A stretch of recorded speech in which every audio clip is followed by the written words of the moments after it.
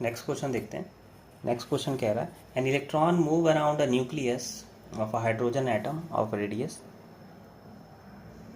तो मेरे पास इलेक्ट्रॉन है, ये न्यूक्लियस है, हाइड्रोजन एटम पे इलेक्ट्रॉन जो है ऐसा मूव कर रहा है।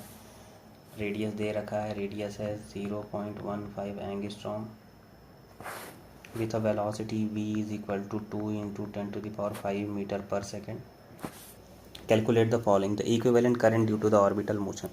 सबसे पहला पार्ट है कि आपको करंट बतानी है।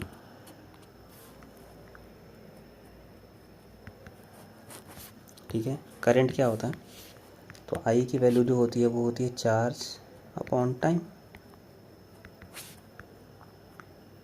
टाइम क्या होता है? डिस्टेंस अपॉन स्पीड या वेलोसिटी। वेलोसिटी नीचे से ऊपर चला जाएगा तो ये बन जाएगा charge into velocity upon distance.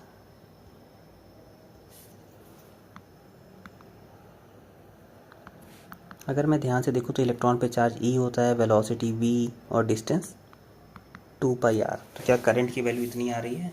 ठीक है। अब सारी की सारी वैल्यूज़ को पुट करना है। इलेक्ट्रॉन के ऊपर चार्ज कितना होता है? तो इलेक्ट्रॉन का चार्ज होता है 1.6 10⁻⁻19 कोलम। वेलोसिटी कितनी दे रखी है? 2 इंटू 10⁵ 2 इंटू पाई 3.14 और रेडियस कितना दे रखा है? 0.15 एंगस्ट्रॉम दे रखा है, तो 10⁻10 कर देंगे। ठीक है, इसको सॉल्व करने के बाद ये आ जाएगा आपका 3.2 10⁻⁴। ये अराउंड आ जाएगा 9.99 10⁻⁵ एम्पियर। तो ये आपकी करंट की वैल्यू है। तो पहला पार्ट है कि करंट कैसे निकलेगा, तो करंट इस फॉर्मूले से निकलेगा आपका। सेकेंड पार्ट बोल रहा है what is the value of magnetic field produce at the centre of the nucleus. तो सेंटर पे मैग्नेटिक फील्ड निकालनी।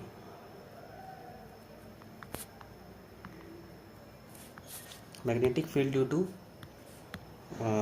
सर्कुलर कॉइल एट सेंटर क्या होता है? B is equal to μ0I upon 2R। तो ये मेरे पास उसका इक्वेशन है, इसमें मैं वैल्यू रखूँगा। μ0 की वैल्यू 2 इंटू 10⁻⁻7। करंट की वैल्यू अभी अभी हमने निकाल रखी है,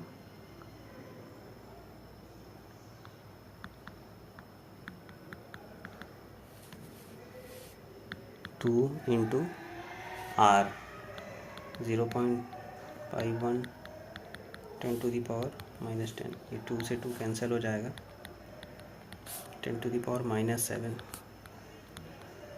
9.99 0.51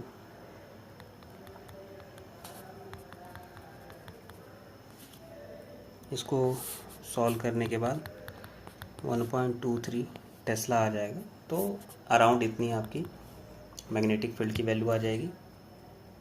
फॉर्मूले पे ध्यान दो, फॉर्मूला कौन कौन सा यूज़ करना है। और लास्ट पार्ट है what is the magnetic moment.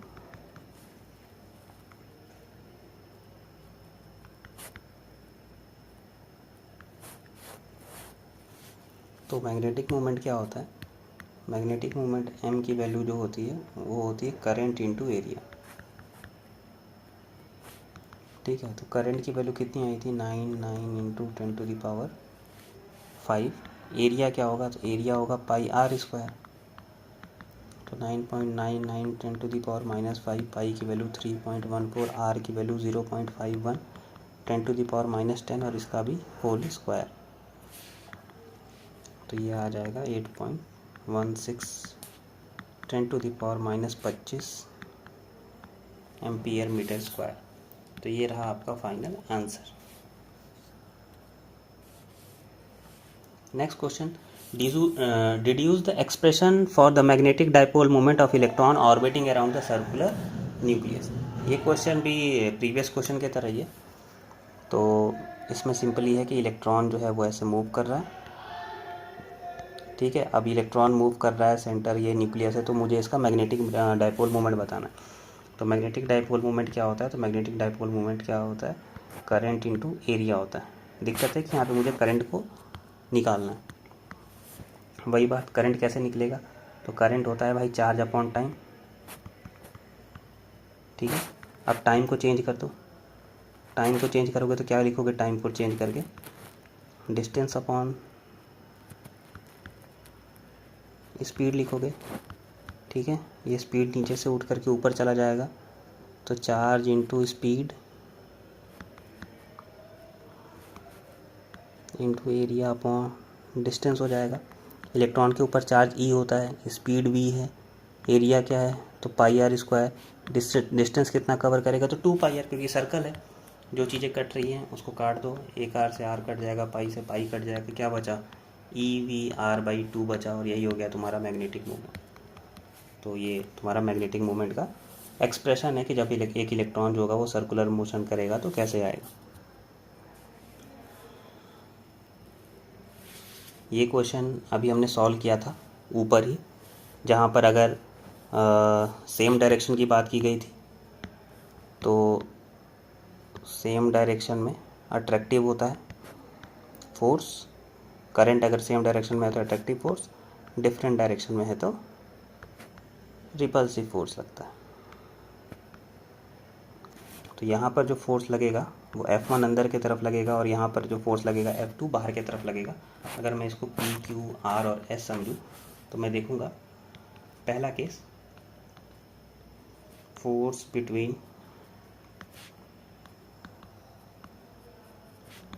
AB and PQ, क्योंकि यहाँ पर करंट जो है वो सेम डायरेक्शन में करंट है। अगर करंट सेम डायरेक्शन में है तो अट्रैक्टिव फोर्स लगेगा,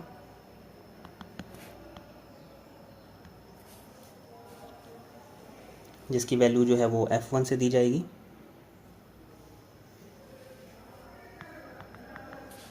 और उसकी वैल्यू कितनी आती है? Mu not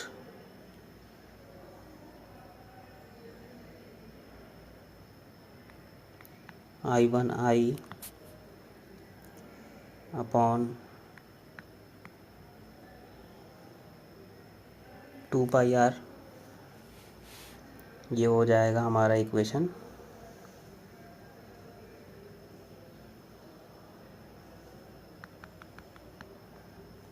1। सेकंड देखें तो force between AB and RS,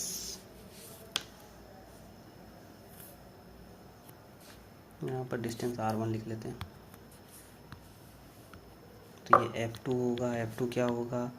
new naught I1 I L upon 2 pi R2। अब ध्यान से देखो, तो ये जो F1 और F2 लग रहा है, इन दोनों का डायरेक्शन जो है डायग्राम से दोनों एक दूसरे के ऑपोजिट डायरेक्शन में दिखाई दे रहा है। तो नेट फोर्स जो इस सर्कुलर लूप पे लगेगा उसको कैलकुलेट करते हैं। तो एफ नेट क्या होगा? F1 माइनस F2 होगा। F1 की वैल्यू कितनी है? Mu naught I1 I L 2 pi R1।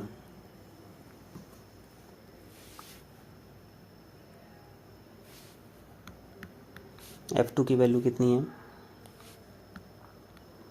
New naught I1 I L upon 2 pi R2। अगर इसको प्रॉपर सॉल्व करें तो आ जाएगा I1 I L अपॉन 2 पाई को कॉमन ले लूँ तो अंदर बचेगा 1/R1 माइनस 1/R2। तो ये मेरा हो गया F नेट। तो ये मेरे पास F नेट की इक्वेशन आ रही है, ठीक है। तो ये रहा फाइनल F1 का आंसर। अब क्या कह रहा है कि क्या कोई इस पर टॉर्क लगेगा?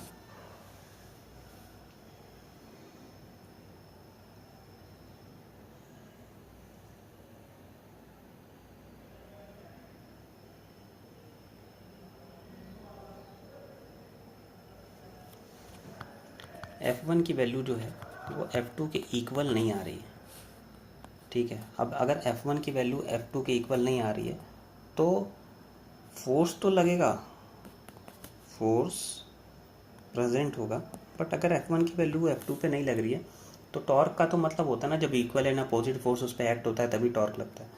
तो टॉर्क तो यहाँ पे नहीं होगा।